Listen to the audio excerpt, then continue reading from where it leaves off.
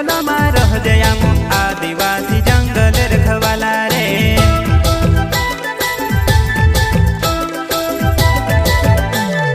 चल जंगल जमीन काजे पूजे रे आदिवासी दुनिया ने रखवाला रे। बाप देव खतरी काज पूजे रे आदिवासी सबसे निराला रे।